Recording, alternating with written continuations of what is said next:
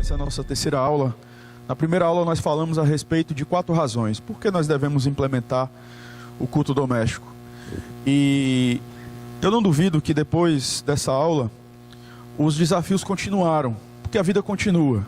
E às vezes a gente está aqui, e eu não sou inocente de achar que, de repente, depois dessas 4 aulas, toda a igreja vai estar fazendo o culto doméstico. É por isso que eu oro e peço a Deus que mude o nosso coração. Se Deus não mudar o nosso coração, irmãos, você vai de repente ouvir isso que nós estamos falando, você vai implementar, mas pouco tempo depois, pelo fato de você não ter compreendido as razões, os motivos, você vai simplesmente parar e não se importar. É claro que há dificuldades, porque eu creio que a nossa cultura de cristãos, né, principalmente daqueles que vieram de um lar que os pais não são cristãos, nunca se ouviu falar disso, né? Nunca isso foi ensinado, passado. Essa é uma boa tradição para que os pais passem para os seus filhos, por exemplo. Mas muitos não passaram. Vocês talvez estão aqui para confirmar isso que eu estou dizendo. Muitos de vocês não receberam essa tradição. Então é uma coisa que eu entendo que não é tão simples assim. Basta eu chegar para vocês, faz. Eu quero que você entenda por que você deve fazer. É isso que eu quero que você entenda. E eu espero que Deus ele mude o nosso coração nesse sentido, para que cada vez mais a gente tenha essa vontade de se deleitar nele nos nossos momentos aqui.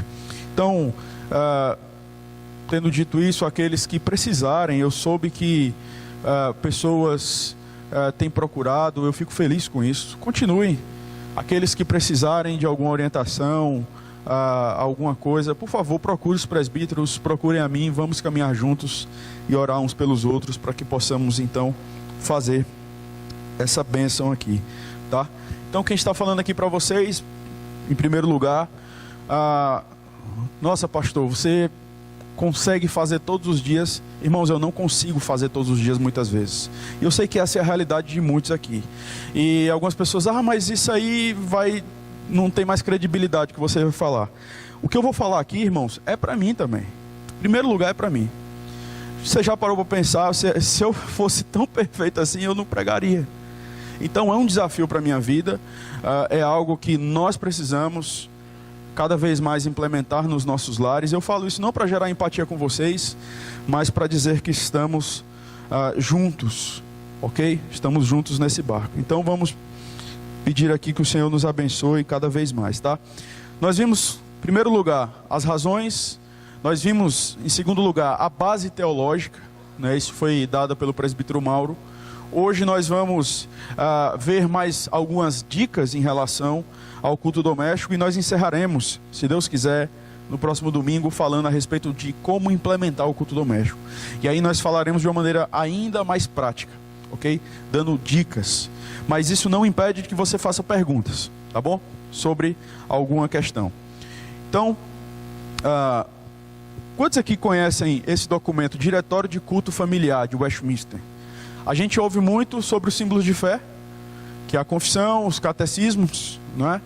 O próprio Diretório de Culto, mesmo que não foi adotado pela Igreja Presbiteriana do Brasil, mas esse documento eu creio que ele muitas vezes passa desapercebido. Se você tiver interesse, eu tenho esse documento em PDF, eu posso passar para você, tá bom? Então aqui ele vai dar dicas, orientações, vai seguir o mesmo cronograma que a gente está seguindo aqui. Por que eu devo fazer o culto doméstico? Como fazer o culto doméstico? Como implementar? Tá? A nossa aula hoje ela vai estar baseada nesse livro aí, Adoração no Lar, do Joel Bick, tá? É um livro para você adquirir, é um livro curto, mas de preciosas informações para nós, ok? Então hoje nós iremos aqui centrar em um dos capítulos do Bick, e o nosso mapa de aula hoje vai falar sobre, nós iremos apontar o fundamento bíblico. Em segundo lugar, nós falaremos sobre 3 maneiras de servirmos a Deus em adoração familiar e concluiremos a nossa aula. Então vamos lá. O texto bíblico de início é Josué capítulo 24. Abra, por favor, a palavra do Senhor. Josué capítulo 24.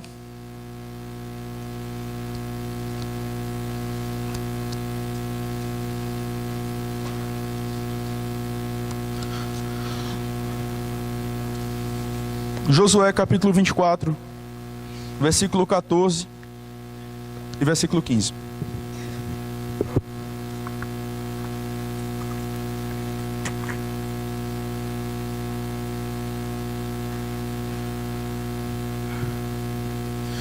A palavra de Deus diz assim para nós: agora, pois, temei ao Senhor e servi-o com integridade e com fidelidade.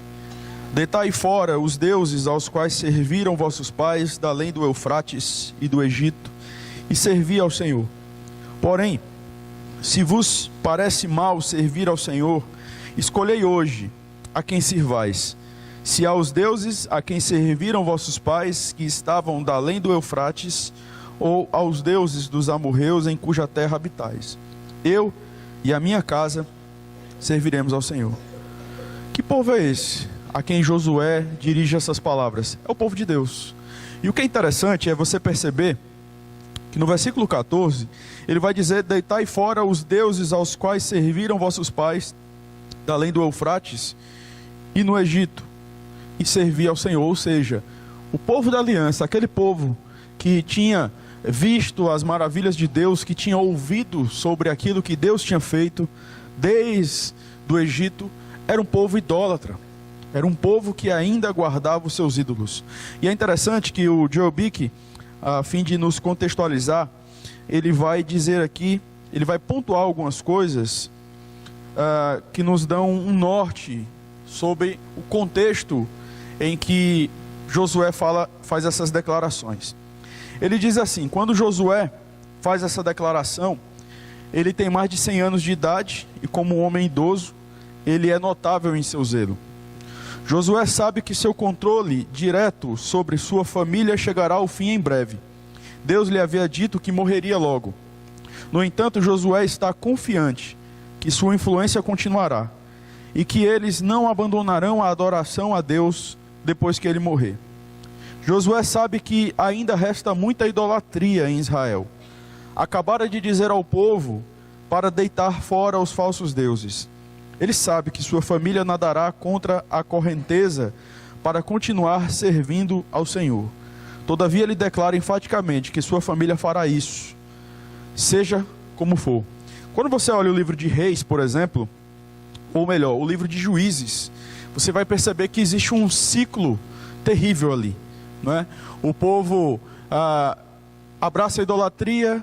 Deus manda então um povo pagão para corrigir o seu próprio povo, o povo da aliança. O povo então clama por misericórdia, Deus levanta um juiz, o povo é liberto, mas aí o povo volta. Você vai ver isso constantemente no livro de Juízes. Então Josué, antes disso, já faz essa afirmação, mas você vai perceber que a idolatria, ela é algo, infelizmente, que acontece, que irá acontecer no contexto do povo de Israel. Outra coisa que nós vemos aqui sobre o contexto onde Josué faz essa declaração é o seguinte: o registro histórico demonstra que a influência de Josué era tão ampla que a maioria da nação seguiu seu exemplo, pelo menos durante uma geração. Josué 24:31 vai dizer o seguinte: serviu, pois, Israel ao Senhor todos os dias de Josué e todos os dias dos anciãos que ainda sobreviveram por muito tempo depois de Josué, e que sabiam todas as obras feitas pelo Senhor a Israel. Que encorajamento é para os pais tementes a Deus, saber que a adoração que eles iniciaram no lar poderá permanecer por muitas gerações depois deles. São coisas que nós precisamos considerar, e parece que isso passa desapercebido por nós, mas não é só aqui que nós vemos, e não é só, por exemplo, por uma citação que o Bick faz, não é algo que ele diz, onde nós percebemos que os pais influenciam na adoração dos seus filhos. Quando nós olhamos o segundo mandamento, nós percebemos exatamente isso.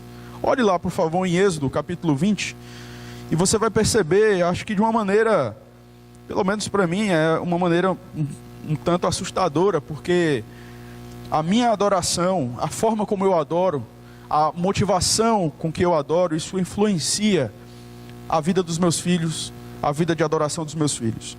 Olha o versículo 4, olha o que a palavra de Deus diz: não farás para ti imagem de escultura, nem semelhança alguma do que há em cima nos céus, nem embaixo na terra, nem nas águas debaixo da terra. Não as adorarás, nem lhes darás culto, porque eu sou o Senhor, teu Deus, Deus zeloso, que visito a iniquidade dos pais nos filhos até a terceira e quarta geração daqueles que me aborrecem, e faço misericórdia até 1000 gerações daqueles que me amam e guardam os meus mandamentos. Nós tivemos a oportunidade de expor esse mandamento, e na ocasião nós pontuamos exatamente essa questão: a influência da adoração dos pais na vida dos seus filhos. E o lar é um local que não tem como nós escondermos quem nós somos. Nós nos sentimos muito à vontade no nosso contexto do lar. E ali nós muitas vezes achamos que pelo fato do nosso filho ter que nos entender, nós nos portamos muitas vezes de maneira inconveniente na frente das nossas esposas. O contrário acontece também. E os nossos filhos estão percebendo isso. A nossa vida é uma vida de adoração. O contexto do lar, a estrutura que Deus estabeleceu no lar, ela serve para glorificarmos a Deus. E isso implica construirmos esse caráter de discipulado na vida dos nossos filhos. A forma como você adora, a forma como você conduz a sua vida diante de Deus, isso repercute na vida dos seus filhos. E é isso que o texto fala. É claro, eu não estou falando aqui de maldição hereditária. Eu não estou dizendo aqui que, então é matemática, 1 mais 1 é 2, né? Então se os pais, eles fazem isso, vai acontecer fatalmente isso. A Escritura mostra para nós que é algo comum, não é uma regra, é algo comum. Eu estou aqui, meus pais não são cristãos, e essa é a história de muitos de nós aqui. Estamos aqui pela graça de Deus. Estávamos mortos, mas Deus, sendo rico em misericórdia, né? Então isso faz a diferença. Agora, uma vez que nós somos crentes, irmãos, povo da aliança, nós conhecemos as nossas responsabilidades. A forma como nós conduzimos o nosso relacionamento com Deus, isso repercute ou positivamente ou negativamente na vida dos nossos filhos. Então Josué, ele toma uma atitude muito séria. Ele não consulta a sua esposa, ele não consulta os seus filhos. Ele diz: eu e a minha casa serviremos ao Senhor. E é interessante isso, porque parece que muitas vezes nós, para escondermos a nossa letargia enquanto homens, a nossa comodidade, nós consultamos a nossa esposa, consultamos os nossos filhos, como que, se eu não fiz é porque também eles não querem. Não, você precisa fazer essa resolução como representante pactual do seu lar.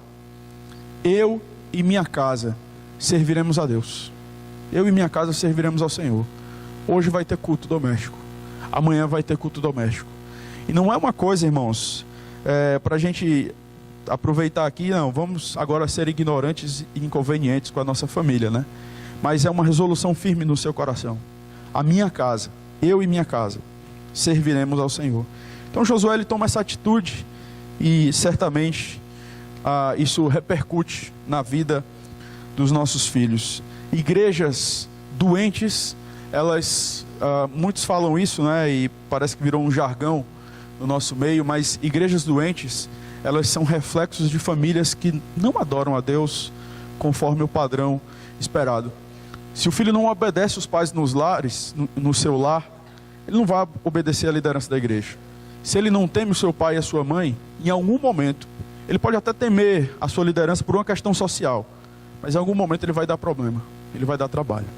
Então é no lar onde ele aprende sobre a autoridade, é no lar onde ele aprende a pedir perdão, a resolver problemas de relacionamento, é em casa. Quando ele não aprende essas coisas, quando a família não trabalha em prol disso, a igreja sofre, a igreja vai sofrer. E a gente tem percebido isso por aí, tá?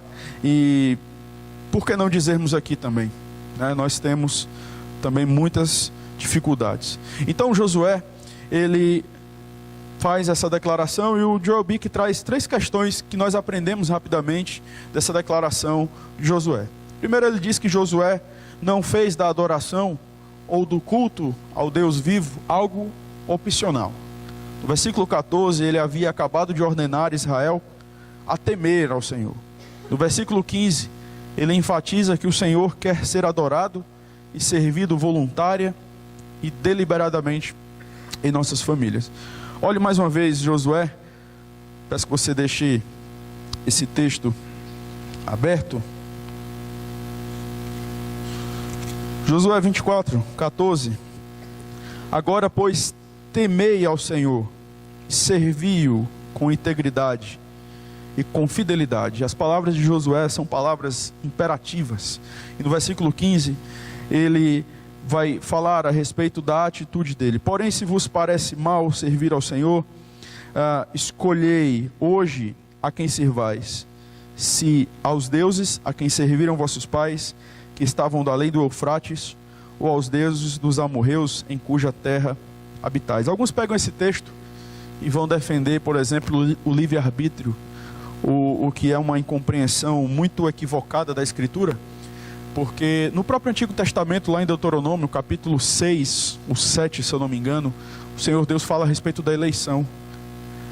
O Senhor vos escolheu não porque vocês eram maiores, mais fortes, mas porque o Senhor vos amava. Então a eleição e a graça de Deus, ela está presente no Antigo Testamento. Nós já falamos sobre isso em alguns momentos. Então Josué, ele não faz dessa questão uma questão opcional. Ele resolve isso no seu coração e ele traz isso para o povo, né? No versículo 15 ele faz esse desafio: se vos parece mal servir ao Senhor, escolhei hoje a quem servais. Ora, se vocês estão servindo aos deuses, se isso parece mal servir a Deus, isso que eu fiz, então escolham hoje. O que é interessante você perceber é que o povo de Deus aqui, não externamente falando, não abandonou o Senhor. O povo adorava a Deus, o povo fazia, assim, entre aspas, o povo cumpria as suas práticas religiosas, mas eles tinham ídolos. Eles não deixavam de cumprir as suas obrigações. Eles não deixavam de guardar o sábado, pelo menos na cabeça deles, externamente falando. Eles não deixavam de cumprir aquilo que Deus havia estabelecido, em um certo sentido. Mas eles tinham ídolos. E o que nós sabemos, é que Deus requer uma adoração exclusiva. De repente você está aqui hoje e você está contente com a sua vida espiritual, com a vida da sua família, porque vocês vêm na igreja todo domingo. Mas pode ser que você seja um idólatra. É muito provável que isso possa estar acontecendo. Então essa palavra cabe para você: jogue fora os ídolos, não é? E sirva ao Senhor exclusivamente. Não é uma opção, é um imperativo, tá? Então, segundo lugar, nós aprendemos, segundo o Joel Bick, que Josué ele deixa claro que ele está se dirigindo aos chefes das famílias. O versículo 15 declara que Josué fará aquilo que ele quer que todas as outras famílias de Israel façam: servir ao Senhor. No versículo 1 do capítulo 24, você percebe que antes de Josué fazer essa declaração, a Bíblia diz que depois reuniu Josué todas as tribos de Israel em Siquém e chamou os anciãos de Israel, os seus cabeças, os seus juízes e os seus oficiais, e eles se apresentaram diante de Deus. Então é nesse contexto que Josué profere as suas palavras. Ele profere isso aos chefes de família, e ele diz: eu e a minha casa serviremos ao Senhor. Vocês devem jogar fora os ídolos e servir única e exclusivamente ao nosso Deus. Terceiro lugar, a palavra servir no versículo 15, ela traz a ideia de adoração. Ela é traduzida como adoração muitas vezes nas Escrituras. A palavra original não somente inclui servir a Deus em todas as esferas de nossa vida, como também em todos os atos especiais de adoração. Quando Josué fala a respeito de servir ao Senhor, ele tem em mente não só as práticas cerimoniais do Antigo Testamento. Quando se fala em práticas cerimoniais, eu imagino que você já se reporta a Levítico, né? Aqueles passos que eram dados ali na adoração, como se portar naquele contexto de adoração ao Senhor.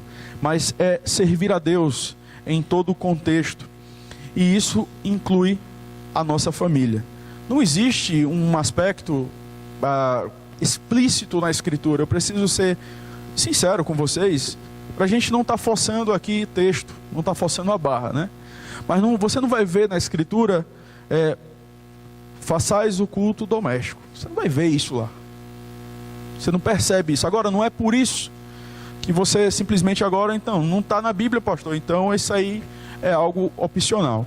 Você tem uma série de outros textos que mostram como a família deve se portar. Como deve ser a relação dos pais com os seus filhos no que diz respeito a treinamento, no que diz respeito ao discipulado. Então você tem uma série de outros textos que implicam nessa prática. Ok? Então, nós vemos que todo pai de família crente deve fazer a declaração de Josué: eu e minha casa serviremos a Deus. Eu e minha casa serviremos a Deus. De uma maneira mais prática, como é que isso pode se evidenciar na minha vida, na minha família?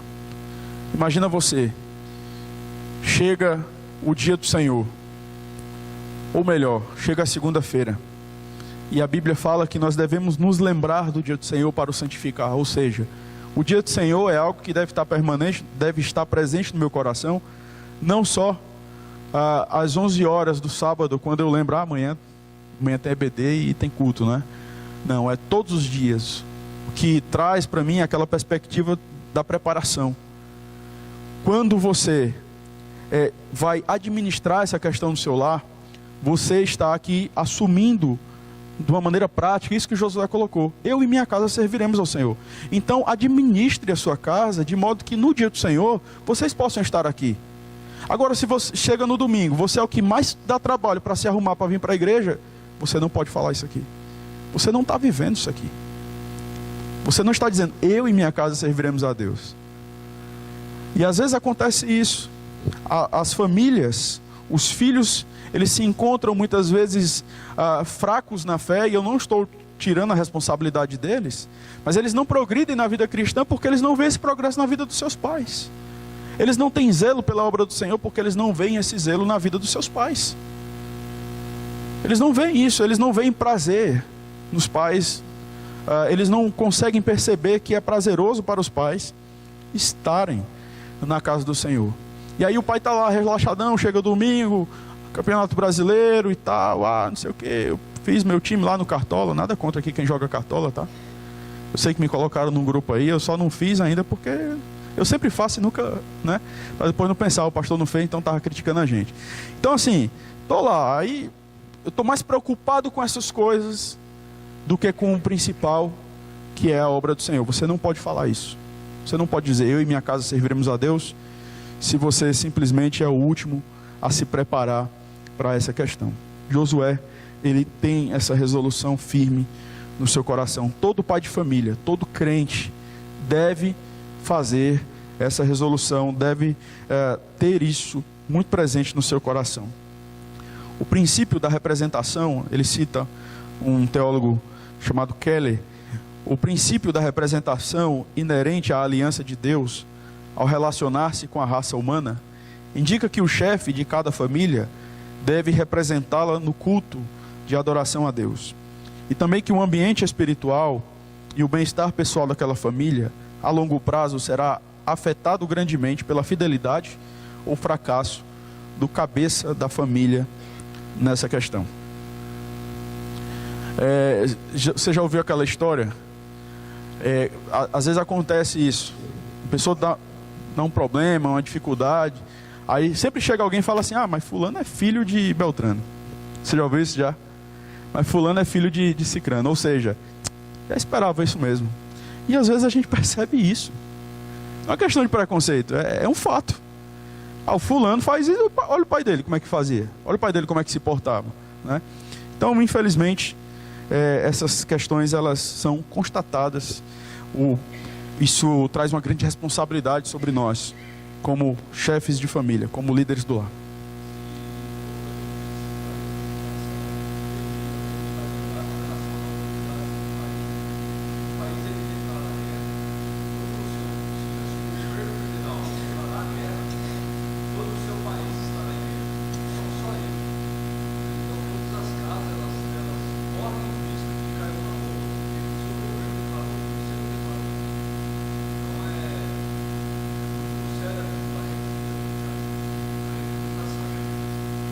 A gente vê isso desde Adão, né? Adão como nosso representante. Se Adão permanecesse em obediência perfeita, isso repercutiria na nossa vida. Como ele não obedeceu, isso repercutiu também na nossa vida, em termos de fracasso. Nascemos no pecado. Então Deus trata sempre dessa forma, né? Nós somos os representantes pactuais. Nós somos os representantes. Nós somos os sacerdotes, em certo sentido, do nosso lar. Esses ofícios de Cristo, que nós sempre pontuamos aqui, profeta, sacerdote e rei, eles são, em certo sentido, ofícios norteadores também para nós pais, né? Nós somos aqueles que anunciamos a palavra na nossa casa, nós intercedemos. Nós não temos o outro caráter expiatório de Cristo, mas nós somos intercessores pela nossa casa, oramos e governamos o nosso lar. E isso vai repercutir. O segundo Adão, como é o nosso representante, a vitória dele repercutiu na nossa vida. Então, não pense em nenhum momento que Deus, que isso não é bíblico, essa forma como Deus trata, essa repercussão no nosso lar. O que a gente percebe quando os pais não obedecem a Deus é a intervenção da graça de Deus, da misericórdia do Senhor. Mas mesmo assim, você, por exemplo, eu não vim de um lar cristão, vocês sabem disso. E muitas vezes, irmãos, eu percebo coisas repercutindo na minha vida. Coisas que eu não aprendi, coisas que não foram enraizadas culturalmente. Eu louvo a Deus pelo trabalho de santificação na minha vida, mas muitas vezes eu tendo a perceber heranças pecaminosas no meu coração. Então, olha a grande responsabilidade e ao mesmo tempo, que privilégio. Nós devemos passar isso para os nossos filhos. Que privilégio é você nascer num lar cristão. Que privilégio. E às vezes tem filhos reclamam dos seus pais, parece que é a morte, a gente olha, não, mas é adolescente. Irmãos, não trate dessa forma. Mas é adolescente, são os hormônios, não sei o que e tal. Não, pecado, isso precisa ser tratado, tá? Então pode ser, eu falo isso porque eu sei que às vezes o adolescente não vai procurar o pai, infelizmente, ele vai procurar você. Quando você vê isso, fale isso para ele, do privilégio que ele tem de nascer num lar cristão, num lar de pais que guardam a aliança do Senhor. Então nós temos aqui o princípio da representatividade. Agora nós veremos 3 maneiras de servirmos a Deus em adoração familiar. Essa foto está muito testemunho de Jeová, né?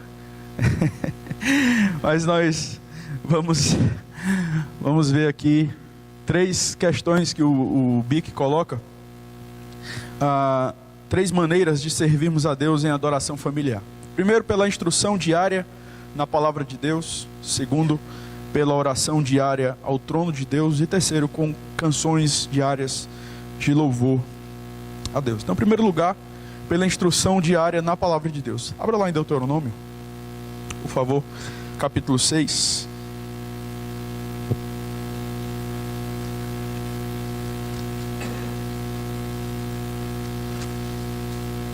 Deuteronômio capítulo 6, versículo 6 e versículo 7. Depois nós leremos Deuteronômio 11, do 18 ao 19, versículo 18 e 19. Estas palavras que hoje te ordeno estarão no teu coração. Tu as inculcarás a teus filhos, e delas falarás assentado em tua casa, e andando pelo caminho, e ao deitar-te, e ao levantar-te. No versículo, capítulo 11, no versículo 18 e 19, diz assim: Ponde, pois, estas minhas palavras no vosso coração e na vossa alma, atai-as por sinal na vossa mão, para que estejam por frontal entre os olhos. Ensinai a vossos filhos, falando delas assentado em vossa casa, e andando pelo caminho, e deitando-vos e levantando-vos. Eu acho maravilhoso esses textos que nós lemos, porque 2 coisas são ressaltadas aqui. Claro, tem muito mais, mas 2 coisas chamam mais a minha atenção. Primeiro, é em relação a onde essa palavra deve estar na questão da relação dos pais com os filhos. Em primeiro lugar, no coração dos pais. aquilo que eu falei, se isso não ferve na nossa alma, se isso não mexe com o nosso coração, como é que a gente quer que isso mexa com o coração dos nossos filhos? É complicado isso, e os filhos estão vendo, né? Quanto mais cresce, mais se tornam especialistas em observação, né? E aí, talvez você já teve essa experiência, eu não tive ainda, né? Meu filho agora está começando a falar mamãe, mas você já teve essa experiência, pai, o senhor está fazendo isso, mas o senhor não falou aquilo? Eu acho que isso deve ser a morte com o pai, né? Meu pai, eu vou dizer o quê? Ou você vai usar a sua força ali e tipo, cala a boca, menino, né? Mas ficou, irmão, já era. Ele está percebendo aquilo. Obviamente que a recomendação é: peça perdão. Peça perdão a Deus, peça perdão para o seu filho e volte às práticas das boas obras. Então, essa palavra, ela deve estar no nosso coração. E depois, ela deve, então, ser anunciada aos nossos filhos. Nós devemos anunciar aquilo que nós desfrutamos. Devemos exortá-los para que eles se deleitem naquilo que faz parte do nosso deleite também. Mas uma outra coisa que chama a minha atenção é a respeito de onde, né? Ele fala no versículo 7, no versículo 19, você vai ver isso também, lá do capítulo 11, ele vai dizer assim, que nós devemos falar assentados em casa, andando pelo caminho, ao deitar-se, ao levantar-se. Então, não existe um local sagrado para o culto doméstico, não existe, assim como não existe um local sagrado para o culto solene. Nós somos pedras vivas, é isso que a palavra de Deus fala. Então, se nós estamos aqui reunidos para cultuarmos a Deus, isso é escritura. A confissão de fé sistematiza isso da mesma forma. Se hoje nós estamos aqui, vamos louvar a Deus. Estamos ali debaixo do alpendre, vamos louvar a Deus também lá. A igreja é a casa do Senhor. Então, não existe um local. Talvez, por comodidade, que seja na cozinha da sua casa, eu não sei. Eu lembro do John Crotts, quando veio aqui, ele disse que, me corrijam se eu estiver enganado, ele disse que na casa dele as Bíblias ficam em cima da mesa. Eles sempre sentam ali para as refeições e ali eles já aproveitam. É uma forma que ele tem de não esquecer de realizar aquele momento.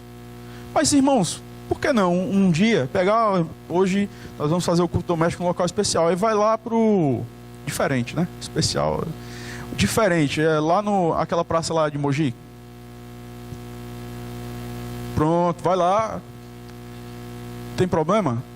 Nenhum problema. Onde nós estivermos. Eu não vou usar aquele texto lá, onde tiverem 2 ou 3 reuniões. A gente usa muito isso, né? O contexto é de disciplina, né? Vai com calma. Quando você estiver sozinho também em nome do Senhor, o Senhor vai estar ali também. Fica calmo. Então, não existe um local específico. E esse texto, ele mostra isso para nós. Em qualquer local, nós devemos então, na dinâmica da vida, anunciar a palavra do Senhor aos nossos filhos. Eu já falei aqui anteriormente, não perdendo a oportunidade, não quer dizer que todas as suas palavras serão recitações da Escritura, citações, textos bíblicos, não, porque a palavra de Deus diz que eu devo inculcar, então, João 3,16, 1 João 2,3, não, é que a sua conversa com seu filho deve ser norteada pela Escritura, e aí você está inculcando na cabeça do seu filho as verdades eternas de Deus, ok? Obviamente, cite textos bíblicos, mas que a sua cosmovisão, a sua concepção do mundo, ela seja norteada tão somente pela palavra de Deus. Então, as famílias, elas servem a Deus através dessa instrução diária na palavra do Senhor. E aí, às vezes, no afã de querermos tornar aquele momento agradável, a gente está, às vezes, ou supervalorizando aquele momento de cântico, né? E deixa a palavra assim, 5 minutos. Mas aí vamos lá, canta. Tem criança, vamos cantar 3 palavrinhas. Particularmente, eu não sou contra, ok? Desde que, obviamente, ele entenda o que é que está acontecendo ali. Aquele momento é um momento informal, em certo sentido. Não estamos no culto solene, irmãos. Estamos num culto doméstico. Ok? Então, a palavra de Deus, ela deve ser norteadora. A palavra de Deus, ela deve estar em todos os momentos do culto doméstico, do culto familiar. Tá? E os filhos precisam perceber isso, a família precisa perceber isso. A palavra do Senhor, ela precisa estar presente do início ao fim. E é importante que a gente dê mais tempo ao estudo da palavra. Agora, da mesma forma que ao chegar numa igreja, por exemplo, e eu falo isso, igrejas, por exemplo, que não têm costume, e eu já ouvi isso de Paul Washer, acho interessante trazer aqui, igrejas que não têm o costume de ouvirem pregações em série, aí o cara vai lá hoje, nós estaremos começando uma série em Gênesis. Não, começa em Judas. Então, estou falando isso apenas para dizer para você, se você nunca fez o culto doméstico, aí agora você quer chegar lá no culto doméstico e quer pregar 30 minutos. Vai com calma, vai com sabedoria, né? E aí às vezes a gente está sendo, nós estamos agindo como pregadores chatos, pregadores enfadonhos, estamos colocando a culpa nos nossos familiares, quando nós não nos preparamos para esse momento. Aí nos tornamos prolixos, falamos coisas sem sentido. Irmãos, nós devemos nos preparar para esse momento. Nós devemos estudar para esse momento também. Para depois a gente não estar colocando, meu filho aqui está dormindo. Claro, ele não está entendendo nada que você está falando. Quer que ele fique... E principalmente num contexto onde não há o costume, né? Então vamos tomar cuidado com isso. Deus deve ser adorado através da leitura diária e das instruções de sua palavra, por meio de perguntas, respostas e instruções sobre a verdade sagrada. Pais e filhos devem interagir diariamente, uns com os outros. Eu estou lendo aqui, irmãos, mas se alguém quiser fazer alguma colocação, como o presbítero fez, fica à vontade, tá? Num lar organizado, essas atividades acontecem em momentos específicos do dia. Elas oferecem oportunidades para momentos regulares, consistentes e diários de instrução. Moisés não estava sugerindo um pouco de conversa, mas conversas e instruções diligentes, que fluem do coração fervoroso de um pai. Ele diz que as palavras de Deus deveriam estar no coração do pai. Os pais devem ensinar diligentemente essas palavras aos seus filhos. Dicas práticas, se isso é difícil para você, uma coisa que pode te ajudar, escolha um livro. Escolha um livro da Escritura, leia um capítulo por dia. Você pode fazer isso num contexto de culto doméstico. Uma outra opção, muito boa, por sinal, é utilizar os símbolos de fé. Nós estamos utilizando, por exemplo, na reunião de oração, você tem o breve catecismo, um outro documento que você tem, e nós não adotamos, mas é um documento idôneo, é um documento que nós reconhecemos, é um documento maravilhoso, é o catecismo de Heidelberg. Você pode utilizá-lo também nesses momentos. Então você já tem ali um norte. Eu sei o que é que eu vou falar amanhã. Isso ajuda muito. Eu sei o que é que eu vou tratar amanhã. É claro, você não deve ser engessado nessa perspectiva. Você percebe que nem nas nossas pregações aqui, nós somos, eu não estou falando isso como algo negativo não, mas se você está percebendo alguma questão específica na sua família, você pode interromper aquele momento e tratar sobre um outro assunto. Não há dificuldade quanto a isso. De repente é uma questão que está acontecendo, você estava assistindo TV com a sua família, e você percebeu que seus filhos ficaram ali comovidos com o terrorismo no mundo, então você pega um momento e trata sobre essa questão. Você pode fazer isso. Você tem que ter essa sensibilidade, tá? Para depois, como a gente está falando, a gente deixa de aproveitar essa mais uma oportunidade que Deus nos dá pela sua providência para inculcarmos a palavra na cabeça, no coração dos nossos filhos. No Novo Testamento, nós temos também uma referência aí. Efésios capítulo 6, versículo 4.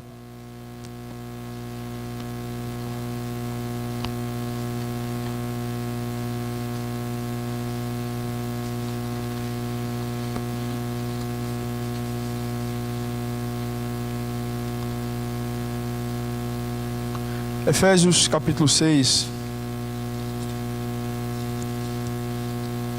versículo 4 diz assim: E vós, pais, não provoqueis vossos filhos a ira, mas criai-os na disciplina e na admoestação do Senhor, na instrução do Senhor. O que fazer? Surge uma pergunta. Não temos dificuldade quanto a isso. Já vimos isso em Deuteronômio.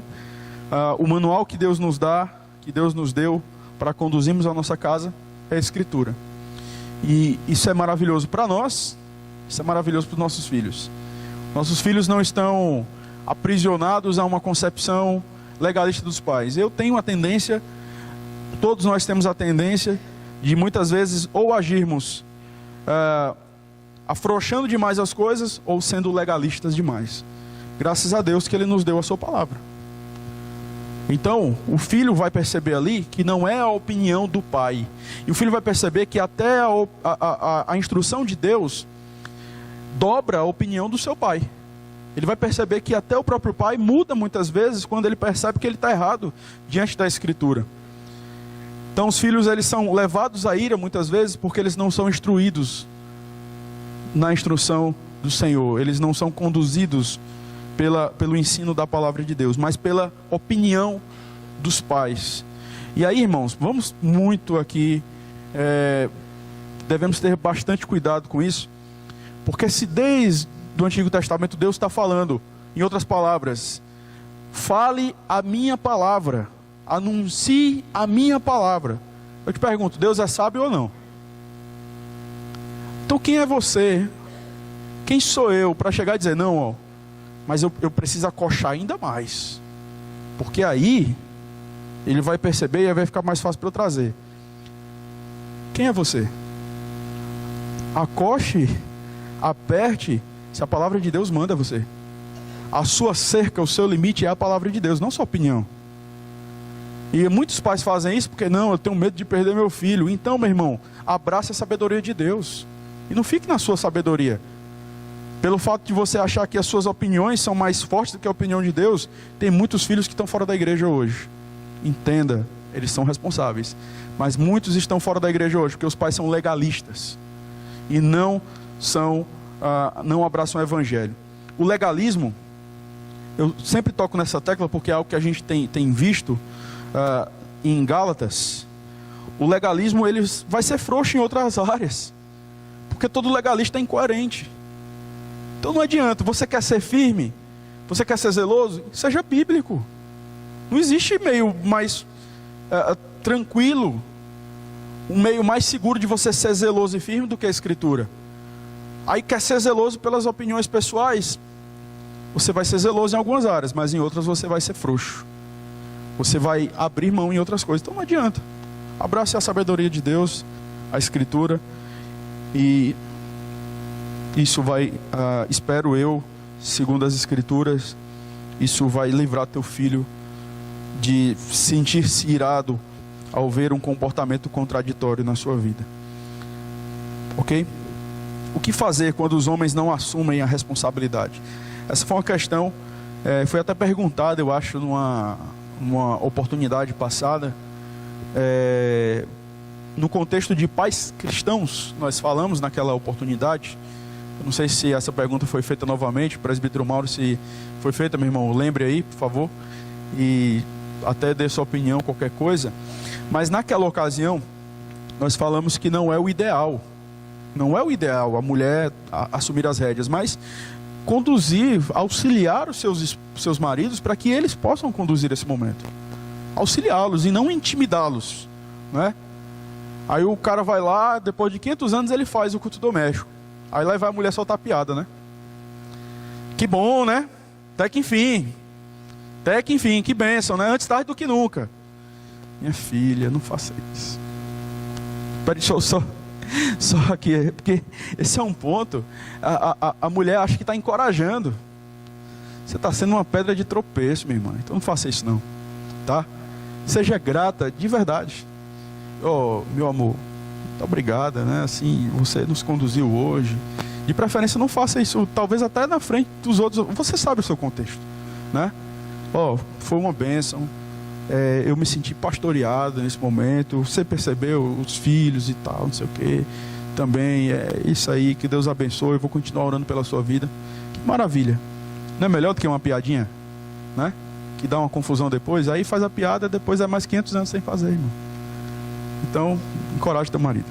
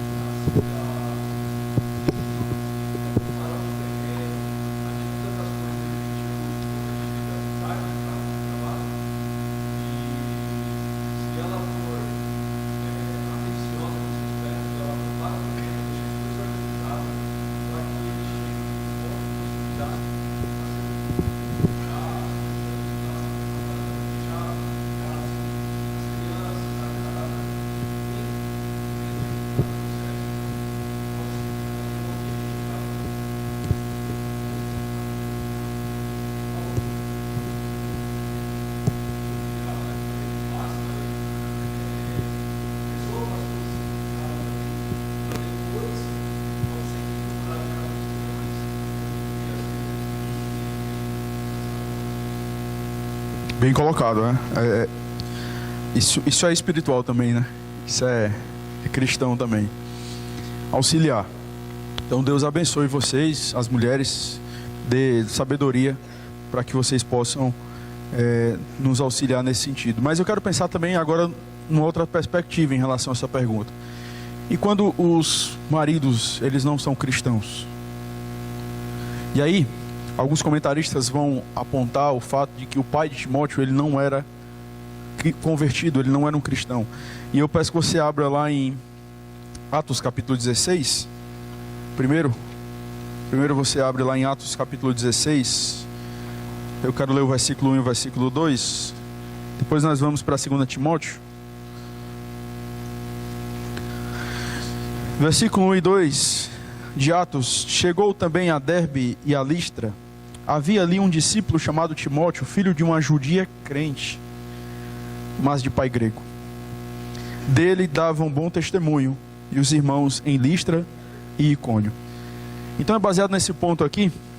Você vai perceber que Paulo vai até... É nesse momento que ele então, por conta disso, por conta de toda aquela confusão que tinha naquela época, circuncida ou não circuncida, Paulo então resolve circuncidar Timóteo. Não porque Paulo entendia que isso iria salvar Timóteo, mas para que isso não fosse na mente de pessoas fracas, não dos judaizantes, mas de pessoas fracas, que não fosse um empecilho, né, na proclamação do evangelho.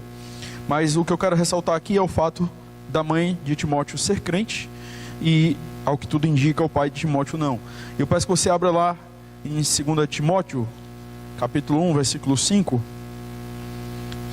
e você vai perceber a repercussão, não só que, aparentemente não só da mãe, mas da avó de Timóteo na vida dele.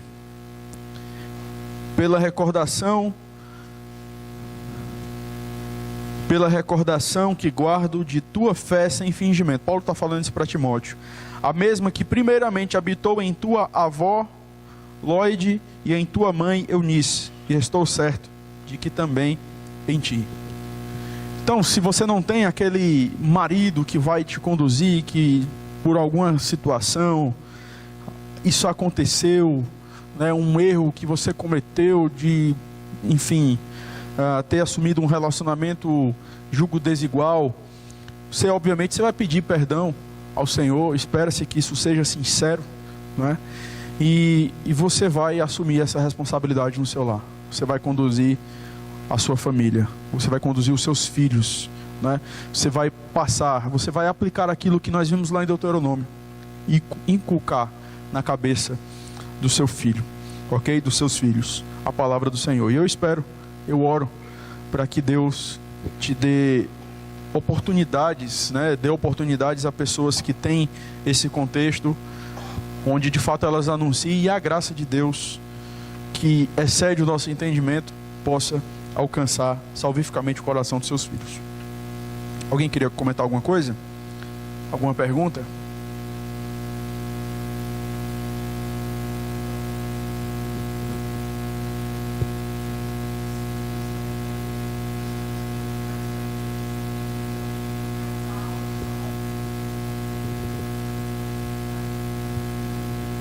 Sim, tudo. A gente enfatiza muito a questão dos filhos, né, num contexto mais amplo, mas família, homem e mulher. A gente não tem dificuldade com essa questão, não. E nesse contexto também, E é o contexto que talvez a gente mais peque, né? Porque a gente pensa assim, não, mas quando vier os filhos, a gente vai ter que consertar isso, isso, isso. É porque os filhos é diferente, né? Os filhos vão olhar para nós, e a mulher não olha para o marido, não. E, claro, o marido... Nós somos mestres em olhar também os defeitos das nossas esposas, né? Mas nós somos os cabeças, né? Nós devemos pastorear.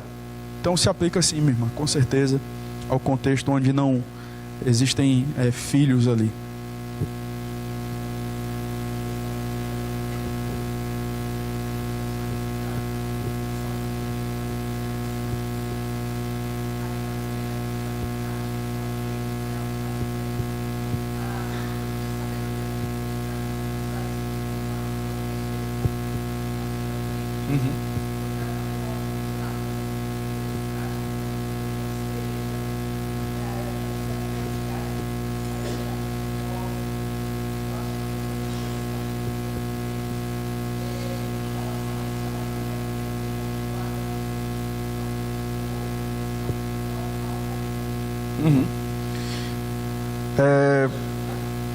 Eu acho que isso, de uma maneira prática, ela pode acontecer de tantas formas, né? A mulher pode chegar para o marido. O que a gente tem percebido, de um modo geral, talvez pelo fato até dessa superstição que paira no nosso país, né? Tem marido que acha até bom. Ele pensa na cabeça dele que ele vai ser abençoado, né? Que isso aquilo acontecer e tal. O que preocupa muitas vezes é a falta de sabedoria de muitas mulheres, né? De usar até isso para afrontar, né? E depois está lá sendo perseguida, o marido está cortando um bocado de coisa, de repente chega até a dizer, não vai para a igreja mais, e ela, não, por amor ao evangelho eu estou sendo perseguida. Você não está amando o evangelho, não. Lá em 1 Pedro, no capítulo 3, por exemplo, a palavra de Deus diz que as mulheres sede vós igualmente submissas ao vosso próprio marido, para que, se ele ainda não obedece à palavra, seja ganho sem palavra alguma por meio do procedimento de sua esposa, ao observar o vosso honesto comportamento, cheio de temor. Então, sabedoria, ela precisa, sim, de fato, estar presente. Eu já vi tantas coisas, já vi mulher que vai para seminário contra a vontade do marido não crente. Aí tudo dá errado e a mulher está lá na maior piedade do mundo, achando que está servindo a Deus. Muito complicado. Eu até acho, Carol, que deve ser comunicado. Ser comunicado, orar, pedir sabedoria a Deus, né? Deus, ele não fez isso com José. José não achou graça diante do carcereiro lá, diante de pessoas que não eram ímpias, ou que eram ímpias, né? Então eu devo comunicar, até para que ele não pense depois que eu estou às escondidas ali, né? Meio que clandestinamente fazendo alguma coisa. E ele se sinta também afrontado nessa situação. Mas não custa nada, ó, eu estou fazendo isso. Comunica. Às vezes não é uma questão, eu posso, né? É uma questão de comunicação respeitosa e tudo. Se ele achar que não pode, ele vai dizer ali naquele momento.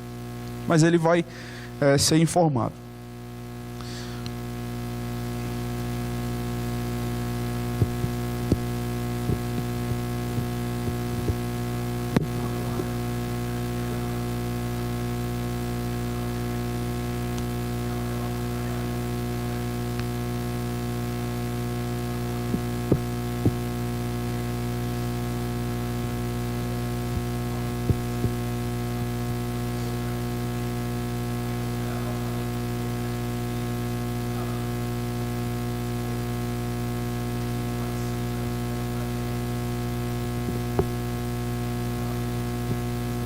Claro, se ele está lá, ele participa. Se ele pode participar, com certeza, com certeza. Ela vai falar a palavra do Senhor para ele. A gente não pode aqui entender que é a mesma natureza de pregação de um culto, né? Que tem, é uma questão muito diferente. Mas ela vai anunciar a palavra para ele. Eu não vejo na Escritura dizendo assim, homens anunciem só para homens e mulheres anunciem só para mulheres. Agora, estou falando aqui de evangelismo. Estou falando de evangelismo. Aí o cara pega isso aqui, absolutiza e... Então vamos lá, a mulher chega na igreja, prega de boa, né? Fica à vontade aí. Mas Até Martin Lloyd Jones, ele naquele livro dele, Pregação e Pregadores, ele fala que a ideia ali era de alguém que estava tagarelando, né? Quando o povo ele é disperso ali depois da perseguição, depois da morte de Estevão, o povo é perseguido. Então a Escritura fala que eles saem. E por onde eles vão anunciando. Aí ele fala que ali é a ideia de tagarelar. É um momento mais informal, onde você senta ali e anuncia. Aprove a Deus salvar o homem pela loucura da pregação. O D.A. Carson, ele entende que aprove a Deus salvar o homem pela loucura do que é pregado. Então às vezes a gente olha aqui dali e pensa, não, é quando o pastor prega. Não, quando você senta no dia a dia e você conversa ali, você fala sobre o Evangelho. Eu não vejo, num contexto de culto doméstico, nessa circunstância, um impedimento. Eu, particularmente, não vejo. Da mesma forma que não vejo num contexto de família cristã. Né? Nós, debaixo ali... Nossa, tá gravando isso aqui, né? Debaixo ali de um contexto de supervisão. Imagina um dia que faltou a minha voz. Não vai ter culto doméstico hoje, que o pai não está conseguindo falar. É assim que vai funcionar? A minha esposa não pode conduzir aquele momento debaixo da minha supervisão? É uma coisa para a gente pensar, né? E no dia que eu viajo, não tem culto doméstico? E se eu morrer? Filho, não vai ter culto doméstico até a mamãe deixar de casar de novo. Entende? Então precisa ter esse cuidado. O que não pode acontecer é da mulher simplesmente pelo fato das mulheres serem mais dedicadas. Isso é um fato. Eu penso que as mulheres, elas talvez por tempo, não sei, mas elas tendem a ler mais, estudar mais. Eu estou falando no contexto geral da igreja. E aí o cara está lá e vou dizer o quê? E aí a mulher vai assumindo, e o marido, se não tiver cuidado, com toda piedade e impiedade, vai deixando, e o filho vai percebendo que o profeta no seu lar, a sua mãe exerce muito mais esse ofício do que ele. Aquele livro do Jobic, Evangelizando os Filhos da Aliança, ele pega essa questão do profeta, sacerdote, rei, em um certo sentido, ele traz isso para os pais. Não fala isso só em relação ao homem, mas em relação à mulher. A mulher exerce esse cargo de liderança. Ela anuncia, ela intercede, ela governa os seus filhos também. Ok? Não sei se eu respondi.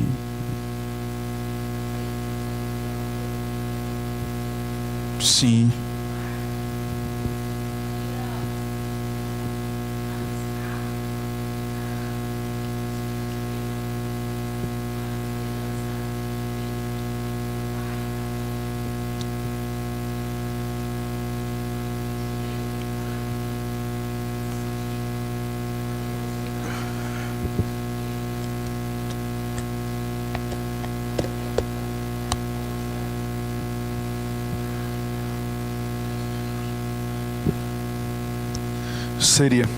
Seria. E quando eu pontuei as questões antes, né, da sua pergunta, eu falei de circunstâncias e não de uma regra. Circunstancialmente, quando existem aquelas questões que eu mencionei aqui, você não vai deixar de fazer, você não vai deixar de conduzir seus filhos. Agora, ao mesmo tempo, quando acontece essa negligência do marido, ele está com um problema muito sério com Deus. Irmãos, homens, não é só uma questão de você olhar e dizer, eu não sei fazer. Não é isso. Você está com um problema sério com Deus. Você não está conduzindo a sua família. Você não está. Você está sendo pedra de tropeço para a sua casa. Você está sendo pedra de tropeço. Você já imaginou isso? Deus visitar a iniquidade dos seus filhos por conta da sua irresponsabilidade. Mas eu não sou presbítero. Mas eu não sou... sei lá, dado ao ensino. Você é homem. Quantos aqui são homens? Ninguém levantou.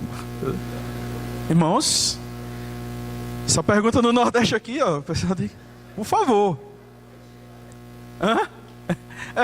Quantos aqui são homens? Casados. Meu irmão, você é o pastor da sua casa. Agora, você pode não saber, você pode não ter habilidade, mas você tem que ter uma coisa: interesse. Você tem que ter, isso faz parte. Isso faz parte. Você tem que se interessar, você tem que aprender. E você tem recursos para isso. Você tem recursos para isso. Então, Deus vai cobrar isso de você. Deus vai cobrar. Então, muito cuidado. Os filhos, conforme eu já falei anteriormente, os filhos, eles estão vendo essa situação e a gente está replicando isso para eles. O menino vai chegar na sua família e, se a graça de Deus, não sei se eu posso dizer, se a graça de Deus não o alcançar, mas se Deus não for misericordioso nesse aspecto, Ele vai replicar isso na vida do seu lar, e talvez até num contexto mais pior, um contexto mais difícil ainda, né? E aí timidez, não assume a liderança, não pastoreia a sua casa. Então, meu querido, se você casou, ou você fez um ótimo negócio, ou você fez um péssimo negócio. Deus vai cobrar de você.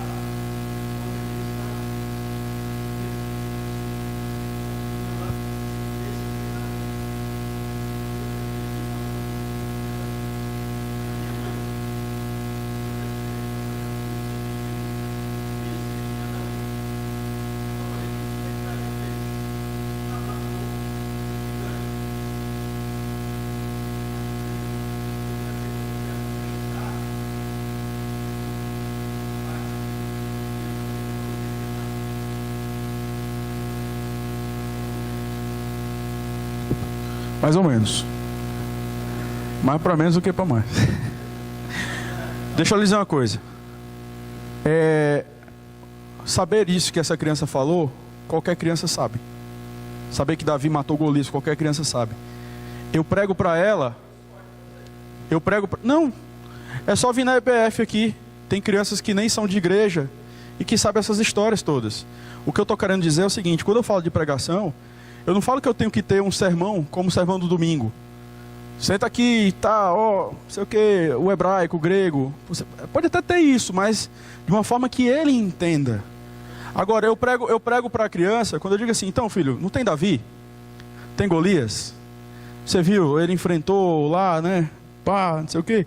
Então, filho, nós somos, eu já falei isso várias vezes, mas só que você mencionou o ponto, eu quero só exemplificar de uma maneira muito simples assim, espero. Nós somos o povo de Israel, filho. Nós temos medo de enfrentar Golias. Mas Davi, ele assume ali a função de Cristo. Ele vai e enfrenta o nosso inimigo. E ele vence. E por conta da vitória dele, nós somos vencedores também. Eu estou pregando. Aí eu trago para Cristo, qual é o nosso inimigo? Filho, nosso pecado. Ele é uma afronta a Deus. Ele é uma afronta ao Senhor. E aí o próprio Senhor Jesus Cristo veio e venceu a morte no nosso lugar. Pagou a nossa dívida. E por conta disso nós somos mais que vencedores. Foi uma coisa simples, não durou nem 3 minutos. Eu preguei. Agora, é claro que você sabe o nível de conhecimento do seu filho, a forma até onde ele compreende. Eu sei que o meu filho, pelo menos não, ele já entende. Não, ele entende. Fala não, ele já para, chora e vem para nós. Ele sabe que não tem que fazer aquilo. Então, assim, eu tenho que encontrar alguma forma de falar dentro da capacidade de entendimento dele. Agora, não existe uma idade. Não existe uma idade da razão. Não existe isso. Eu tenho que pregar. E a gente tem que tirar essa coisa da nossa cabeça de achar que porque a gente está contando historinha bíblica, a gente está pregando. A gente tem que falar do sentido por trás das histórias. Porque senão nossos filhos vão saber que Jonas foi engolido pelo grande peixe e só isso. Que Davi venceu Golias e só isso. Quantos não sabem disso, mas não conhecem um sentido por trás? Então, quando eu anuncio Cristo, eu estou pregando. Se você não tem que fazer isso em 15 minutos, você não tem que fazer isso exegeticamente, mas você tem que anunciar o Evangelho. Isso é pregação. Ok? Então vamos caminhando aqui. Nós vimos a respeito da oração, da instrução diária na palavra de Deus, pela oração diária ao trono de Deus. E esse texto nós citamos anteriormente, na nossa primeira aula sobre culto doméstico, Jeremias 10, 25. Deus irá derramar ira sobre as famílias que não invocam o seu nome. Porém, bem-aventurados serão aqueles filhos que mais tarde poderá dizer: as orações de meus pais, tementes a Deus, livraram-me de muito pecar e me conduziram ao Senhor Jesus Cristo. A oração, ela é algo que deve ser um exercício espiritual presente na vida das famílias, né? E aí, um exemplo que ele menciona aqui é a questão das refeições. Estava até comentando com a minha esposa sobre isso. Às vezes a gente tem muito aquela coisa. Lembra do que eu falei? Parece que pelo fato de a gente estar no nosso lar, a gente se sente tão à vontade que vai deixando algumas coisas. Mas quando está um pastor visitante na sua casa, você não ora sempre?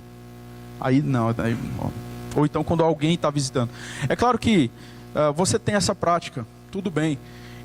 Eu não acho errado você estar ali, senta e vai comer e naquele momento você está orando. Mas a ideia aqui, irmãos, é que esse aspecto de parar, orar e agradecer a Deus, isso tem um aspecto pedagógico sobre os nossos filhos. Isso tem uma repercussão, né? Também não é aquela oração para dar uma satisfação para o filho. Não é uma oração para mostrar, nossa, como somos piedosos. Ou então, se eu não orei, então tem veneno de rato aqui na comida. Então, não é isso, né? Não é essa questão aí, externa meramente.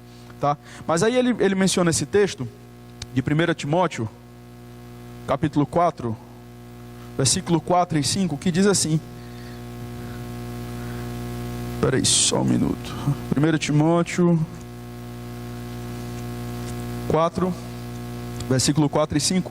Pois tudo que Deus criou é bom, e recebido com ações de graças, nada é recusável, porque pela palavra de Deus e pela oração é santificado. A Bíblia não diz que tudo que eu faço eu devo fazer para a glória dele, quer comais, quer bebais. Então eu posso usar aquele momento, né, para Senhor, muito obrigado, né, exaltado seja o teu nome, para ensinar em certo sentido meu filho, na minha oração, sobre a providência de Deus. Está recebendo aqui algo que é fruto da providência de Deus, do seu caráter bondoso. Isso pode acontecer, isso deve acontecer, tá? Mas é muito mais do que uma reza, uma coisa que se eu não parar e fechar os olhos ali, e no seminário a gente via muito isso, acontecia muito, né? O cara fechava os olhos lá, mas ele estava ouvindo a piada que estava acontecendo na outra mesa. Aí ele fechava os olhos aqui para orar, aí de repente ele começava a rir na oração. Eu ficava olhando assim, meu irmão, você está... Não, é porque eu ouvi a piada ali do cara. Abre os olhos, miserável, então, né? Desse jeito aí. Então é melhor você de repente orar com os olhos abertos. Não esqueça aquele princípio lá, entra no teu quarto, fecha a tua porta, né? Aí não, deixa eu orar aqui que é para as pessoas verem como eu sou piedoso, né? Então calma, cuidado com isso. Se você quer comer e beber para a glória de Deus, e se o alimento que você está para comer foi reservado para esse fim, você deve santificá-lo pela oração, conforme diz Paulo. E assim como oramos para que a comida e a bebida sejam santificadas e abençoadas para a nutrição do nosso corpo, devemos também orar para que Deus abençoe sua palavra para nutrir nossas almas. Não só de pão viverá o homem, mas de tudo que procede da boca do Senhor viverá o homem. Além do mais, as famílias não cometem pecado diariamente, não deveriam pedir perdão diariamente. Deus não as tem abençoado de diversas maneiras todos os dias. Essas bênçãos não deveriam ser reconhecidas com ações de graças diariamente. As famílias não deveriam reconhecer a Deus diariamente em todos os seus caminhos, implorando-lhe para que endireite suas veredas. Elas não deveriam se entregar diariamente aos seus cuidados e proteção. Nós estamos falando aqui além da questão do culto doméstico. Se o teu filho chegar, por exemplo, pai, eu vou ter uma prova assim, ora por mim. Irmão, faz uma coisa que eu já vi que alguns irmãos aqui fazem. E eu ouvi isso de um irmão lá de Fortaleza, aprendi com ele isso. Mas eu vi isso num irmão aqui. Uma vez eu estava na academia, e aí um irmão veio, a gente conversando, não sei o que e tal. Eu falei assim, ora por mim. Aí ele, pastor, você tem um tempo? Eu tenho. Ainda vou começar ali na esteira, né? Eu tenho, então vamos ali. Aí fomos numa parte lá, não tinham muitas pessoas, sentamos. Aí eu fiquei assim, achei legal, ele orou por mim. Às vezes a gente fala, o irmão fala, ora por mim, a gente, não, eu vou orar. Aí esquece. Acontece isso? Ou é só comigo que tem de acontecer isso? Então, irmão, eu vou orar por você agora, tá? Eu vou orar, e se eu me lembrar, eu vou orar mais tarde também, mas eu quero orar por você agora.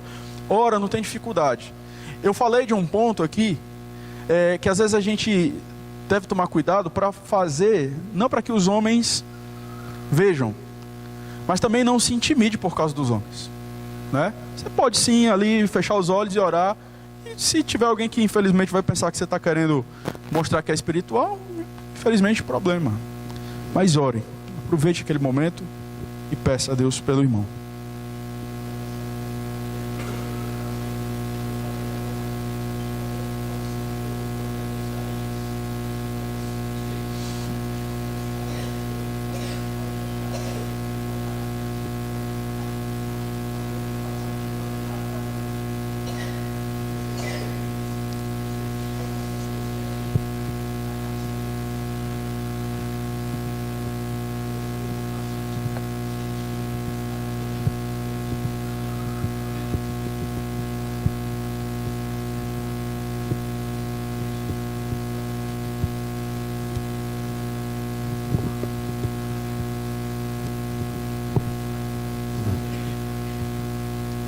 Exatamente. Então, como eu falei, se alguém da sua família chega e pede, ore com a pessoa, né? Busque a Deus ali juntamente com esse irmão na fé.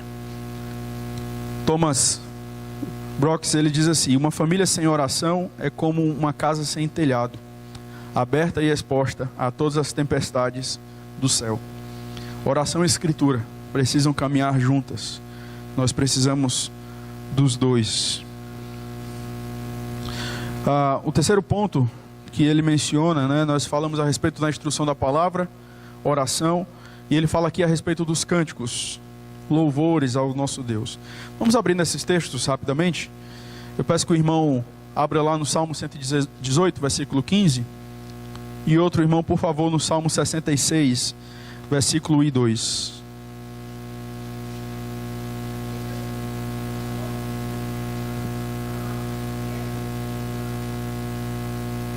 Ok. Capítulo 66, versículo 1 e 2.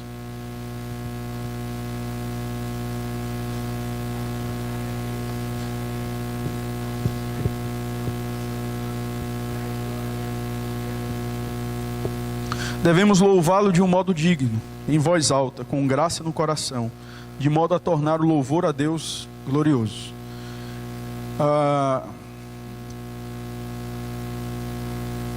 Cântico, ele é uma oportunidade de edificação também nas nossas vidas. O cântico era utilizado pelo povo de Deus para relembrar as promessas do Senhor, para relembrar o caráter de Deus. O cântico não é um momento que não é uma introdução à pregação. O cântico é uma resposta a Deus, e como uma resposta precisa ser conduzido e norteado pela palavra. Então, muito cuidado também na sua casa com as músicas que você escolhe, porque essas músicas, elas vão forjar o padrão que os seus filhos vão ter acerca de Deus. Às vezes você está lá cantando qualquer coisa, mas eu estou em casa mesmo, o pastor não está aqui, não tem ninguém aqui para me repreender, então vamos lá, Fernandinho, Thales, Roberto, essas coisas que a gente vê por aí. Então, tenha como padrão os salmos.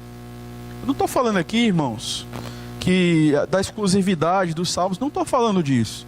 Mas a gente foi para o outro caminho, para o outro lado. Eu não sou a favor da salmodia exclusiva. Mas nós fomos para o outro lado, onde a gente não quer nem saber. A gente quer saber dos cânticos do momento, ou então de outros ramos aí. Então os salmos, eles podem servir, eles devem servir como referencial.